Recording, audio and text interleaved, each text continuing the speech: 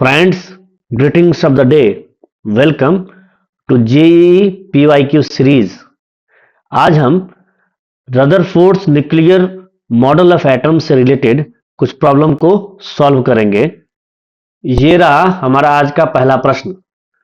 Rutherford's scattering experiment is related to the size of the option A nucleus, option B atom, option C electron, option D neutron.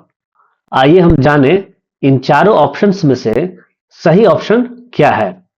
तो हमने Rutherford के scattering experiment में क्या पढ़ा था कि एक न्यूक्लियस है जिसका चार्ज पॉजिटिव है और उसके चारों ओर इलेक्ट्रॉन ऑर्बिट करता है जिसका चार्ज नेगेटिव है, और मोस्ट ऑफ द एटम्स का जो मास है वो कंसंट्रेटेड है इस न्यूक्लियस में।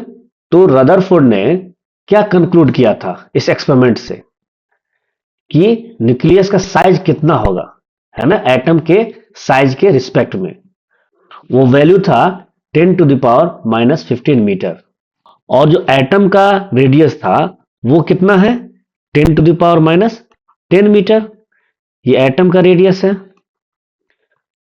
और इसको हमने एक रियल लाइफ एग्जांपल से कंपेयर भी किया था कि मान लीजिए अगर क्रिकेट का बॉल है ना, अगर वो न्यूक्लियस होता है एटम का, तो एटम का साइज कितना होगा, 5 किलोमीटर रेडियस के इतना जो है वो एटम का साइज होगा। इसलिए इस केस में हमारा आंसर हो जाएगा ऑप्शन ए यानी न्यूक्लियस। ये रहा हमारा नेक्स्ट प्रॉब्लम जिसका कंसेप्ट सिमिलर है प्रीवियस प्रॉब्लम से।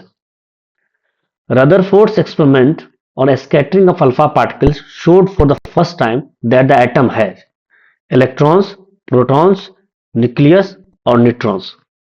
तो हमें रदरफोर्ड के एक्सपेरिमेंट से सबसे पहले क्या पता लगा था कि एक न्यूक्लियस है जो पॉजिटिव चार्ज है, और जो थॉमसन ने अपने मॉडल में बताया था कि पॉजिटिवली चार्ज यूनिफॉर्मली डिस्ट्रीब्यूटेड है, वो चीज रदरफोर्ड के एक्सपेरिमेंट से हमें सिद्ध नहीं हुआ।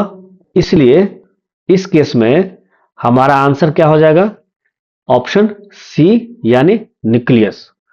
तो रदरफोर्ड के एक्सपेरिमेंट से हमें सबसे पहले क्या पता लगा था, हमें एटम का न्यूक्लियस के बारे में पता लगा, और यह भी पता लगा कि एटम के न्यूक्लियस का जो चार्ज है वो पॉजिटिव है और उसका size 10 to the power -15 metre है। ये रहा हमारा नेक्स्ट प्रॉब्लम। इसमें मल्टीपल आंसर करेक्ट है। तो प्रॉब्लम है, when alpha particles are sent through a thin metal foil, most of them go straight through the foil because option A alpha particles are much heavier than electrons, option B alpha particles are positively charged, option C most part of the atom is empty space, option D alpha particles move with high velocity. आइए हम option A पर विचार करते हैं। Alpha particles are much heavier than electrons. यह बात सही है क्योंकि अल्फा पार्टिकल क्या है, हीलियम न्यूक्लियाई है, और वो अनडिफ्लेक्टेड पास कर रहा था मोस्ट ऑफ द एटम्स में, और मोस्ट ऑफ द एटम्स में क्या था, इलेक्ट्रॉन ही तो डिस्ट्रीब्यूटेड था।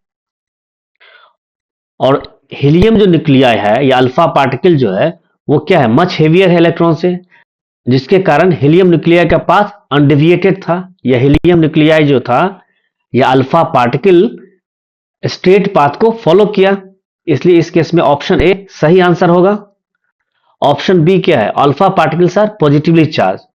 यह बात सही है कि अल्फा पार्टिकल पॉजिटिवली चार्ज है, लेकिन इस पॉजिटिव चार्ज के कारण वो स्ट्रेट पाथ को फॉलो किया, यह बात नहीं है। इसलिए यह आंसर करेक्ट नहीं होगा। Option C most part of the atom is empty space, यह सही है।